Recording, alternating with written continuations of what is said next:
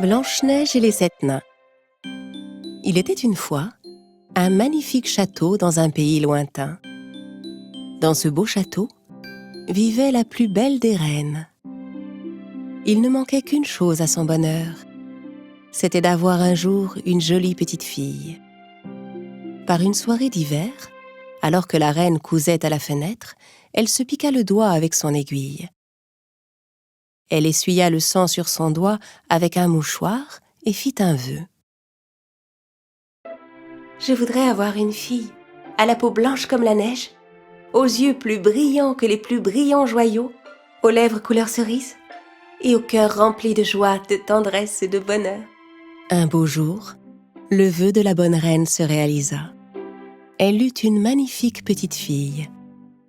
Le roi et la reine l'appelèrent Blanche-Neige. Les années passèrent, mais leur bonheur ne dura pas longtemps.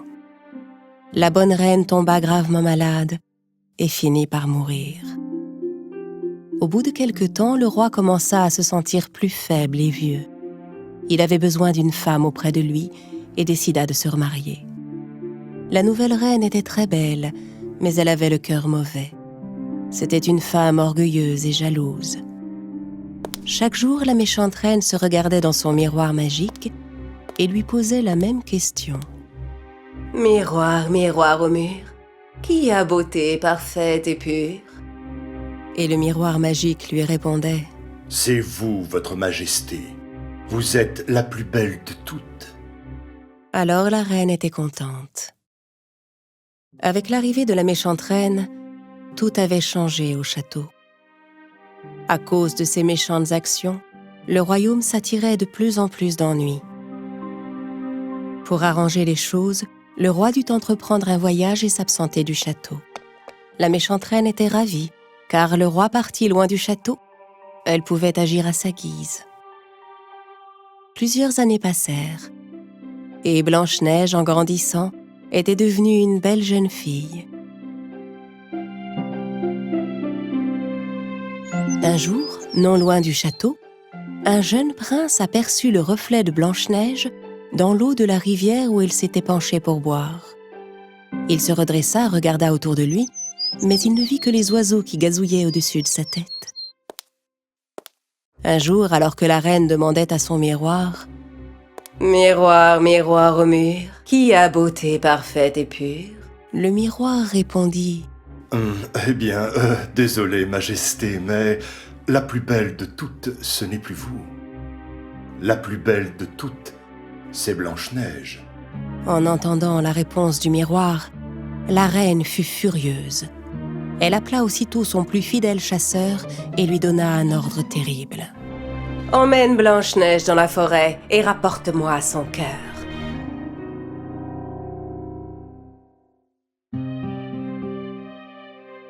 Les soldats amenèrent Blanche-Neige auprès de la reine. « Oh, ma chère Blanche-Neige, j'ai pensé que tu devais t'ennuyer dans ce château. Sors, va prendre un peu l'air dans les bois et ne t'en fais pas. Mon plus fidèle chasseur veillera sur toi. » Le chasseur conduisit Blanche-Neige au cœur de la forêt. Il devait obéir aux ordres de la reine.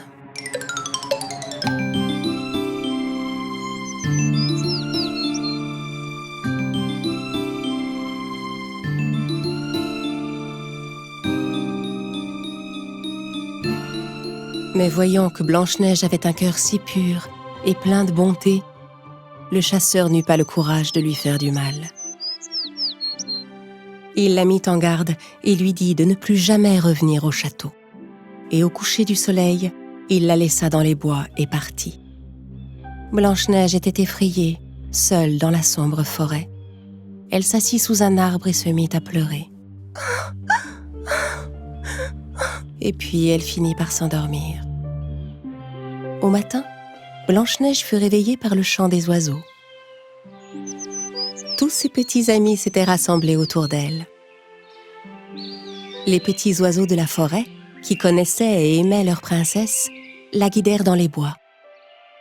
Ils la conduisirent jusqu'à une jolie petite maison. Un peu hésitante, Blanche-Neige ouvrit la porte. tout était tout petit dans la maison, et elle était tout en désordre.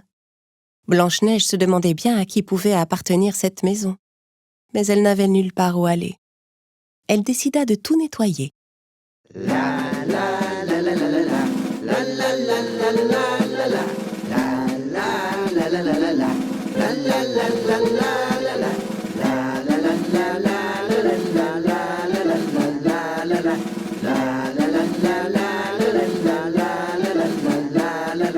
Quand elle eut fini de mettre de l'ordre dans la maison, Blanche-Neige prépara à manger avec les petits ustensiles de cuisine. Comme toutes les autres choses de la maison, les lits étaient tout petits. Mais Blanche-Neige était si fatiguée qu'elle tombait de sommeil. Elle se dit qu'aucun mal ne pouvait lui arriver dans cette maison et s'endormit sur des lits qu'elle avait rapprochés. Le soir venu, les 7 nains à qui appartenait la charmante maison rentrèrent de leur travail. Quand ils entrèrent dans la maison, ils furent tout étonnés. Toute la maison était propre et rangée, et il s'y répandait une délicieuse odeur. Simplet voulut se servir un bol de soupe, mais il en renversa par terre. Prof essaya de comprendre ce qu'il se passait. Il y a quelque chose de louche dans toute cette histoire. Qui a fait tout ça? Après une bonne nuit de sommeil, je suis sûr que je pourrai éclaircir ce mystère, dit Dormeur en bâillant. Les 7 nains montèrent sans bruit à l'étage. En entrant dans leur chambre, ils furent stupéfaits. La plus belle jeune fille qu'ils aient jamais vue dormait sur leur petit lit. Alertée par le bruit, Blanche-Neige se réveilla effrayée. Elle découvrit les 14 yeux des 7 nains qui la dévisageaient. Hésitante, elle finit par leur dire « Je m'appelle Blanche-Neige. Je suis désolée si je vous ai dérangé. Je ne voulais rien faire de mal. » Ça ne fait aucun doute, parce que si c'était le cas, jamais vous n'auriez rangé notre maison et cuisiné pour nous. Répondit Prof, et il les présenta tous. Nous sommes les 7 nains. Voici Joyeux, Grincheux, Simplet, Atchoum, Timide, et moi je suis Prof pour vous servir. Et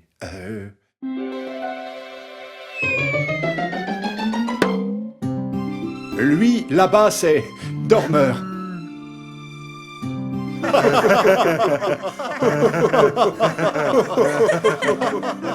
Blanche-Neige était si heureuse d'avoir rencontré 7 nouveaux amis. Elle leur raconta tout ce qui lui était arrivé. Les 7 nains étaient désolés d'entendre son récit. Ils lui proposèrent de rester avec eux. Blanche-Neige accepta de rester et les aida autant qu'elle le pouvait. Ils menaient tous ensemble une vie heureuse et paisible. Malheureusement, leur bonheur ne dura pas longtemps. Un jour, la reine demanda à nouveau à son miroir magique « Miroir, miroir au mur, qui a beauté parfaite et pure ?» Alors le miroir répondit Eh bien, je suis désolé, Majesté, mais vous n'êtes pas la plus belle de toutes, ma reine.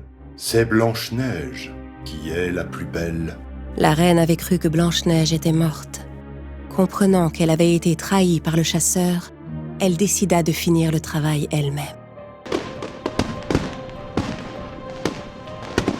Ce matin-là, comme tous les matins, Blanche-Neige disait gaiement au revoir aux 7 nains qui partaient au travail. Prof lui répéta ses recommandations. Et surtout, n'oublie pas, si jamais un inconnu vient frapper à la porte, en notre absence, ne lui ouvre sous aucun prétexte. C'est promis, prof. Mais vous ne soyez pas en retard. Alors que Blanche-Neige préparait le dîner, on frappa à la porte. Elle n'attendait pas pourtant les 7 nains de sitôt. Qui est là? Prof, est-ce que c'est déjà vous? Derrière la porte, elle entendit une vieille femme. Allons, mon enfant, je ne te veux aucun mal. Ouvre-moi, je te prie. En regardant à travers le judas, Blanche-Neige vit la pauvre vieille femme et pensa qu'elle ne pouvait pas lui faire de mal. Elle ouvrit la porte. Ah, merci. Charmant enfant, je ne suis qu'une pauvre vieille femme qui passe par là. Si tu pouvais m'offrir un bol de soupe, je te serais infiniment reconnaissante. Blanche-Neige fit entrer la vieille femme et lui servit un bon bol de soupe chaude.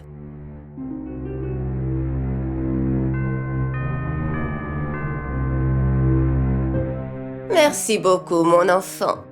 Je n'ai pas d'argent à te donner, mais je peux t'offrir une de ces délicieuses pommes rouges que j'ai dans mon panier. Goûte-la, tu verras, à la première bouchée, tu te sentiras au paradis. Tentée, Blanche-Neige croqua dans la pomme. Mais à la première bouchée, elle s'évanouit et s'écroula sur le sol. La vieille femme n'était autre que la méchante reine qui s'était déguisée. Et la délicieuse pomme était en fait empoisonnée. Une seule bouchée avait suffi à plonger Blanche-Neige dans un profond sommeil dont elle ne pouvait plus se réveiller.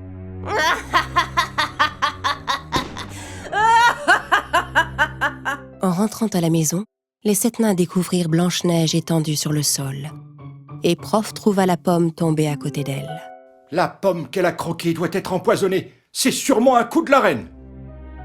Même dans son profond sommeil, Blanche-Neige était si belle que les 7 nains l'allongèrent dans une boîte en verre qu'ils placèrent en haut d'une colline pour que tous ses amis de la forêt puissent continuer de l'admirer. Un jour, le prince vint à passer dans la forêt où Blanche-Neige était endormie. Ses amis les oiseaux le conduisirent à l'endroit où elle se trouvait pour qu'il puisse la voir. Le prince n'en croyait pas ses yeux. La belle princesse qu'il avait aperçue dans le reflet de l'eau et qu'il n'avait jamais pu oublier était étendue devant lui.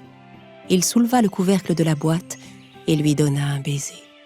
À cet instant, les rêves de Blanche-Neige et du prince se réalisèrent enfin. Leur amour réussit à vaincre le sortilège et Blanche-Neige ouvrit les yeux. Au même moment, ayant appris tout ce qui était arrivé à sa fille, le roi brisa le miroir magique et ordonna qu'on chasse la méchante reine du château. Blanche-Neige put enfin rentrer chez elle et retrouva son père. Le roi organisa pour sa fille et le prince une merveilleuse noce. Le roi, Blanche-Neige, le prince et les 7 nains vécurent heureux pour toujours.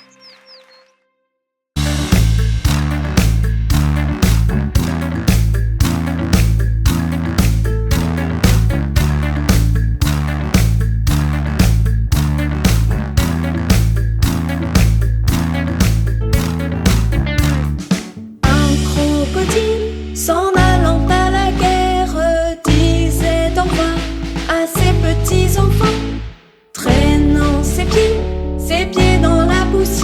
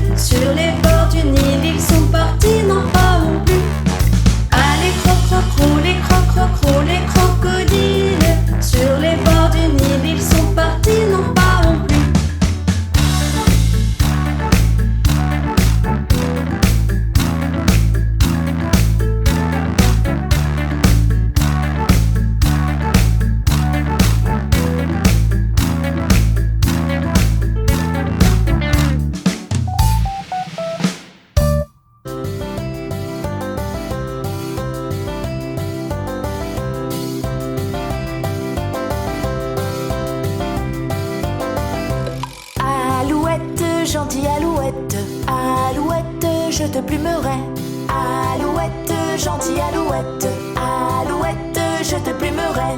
Je te plumerai la tête, je te plumerai la tête. Et la tête, et la tête. Alouette, alouette. Ah, alouette, gentille alouette. Alouette, je te plumerai. Alouette, gentille alouette. Alouette, je te plumerai. Je te plumerai le bec, je te plumerai le bec. Et le bec, et le bec. Et la tête, et la tête. Alouette, alouette. Ah, alouette, gentille alouette. Alouette, je te plumerai. Alouette, gentille alouette. Alouette, je te plumerai. Je te plumerai le cou, je te plumerai le cou. Et le cou, et le cou. Et le bec, et le bec. Et la tête, et la tête. Alouette, alouette. Ah, alouette, gentille alouette. Alouette, je te plumerai. Alouette, gentille alouette. Alouette, je te plumerai. Alouette, gentille alouette. Alouette, je te plumerai. Je te plumerai le dos, je te plumerai le dos. Et le dos, et le dos. Et le cou, et le cou. Et le bec, et le bec. Et la tête, et la tête. Alouette, alouette. Ah, alouette, gentille alouette. Alouette, je te plumerai. Alouette, gentille alouette. Alouette, je te plumerai. Je te plumerai la queue, je te plumerai la queue. Et la queue, et le queue. Et le dos, et le dos. Et le cou, et le cou. Et le bec, et le bec. Et la tête, et la tête. Alouette, alouette. Ah, alouette, gentille alouette. Alouette, je te plumerai. Alouette, gentille alouette. Alouette, je te plumerai.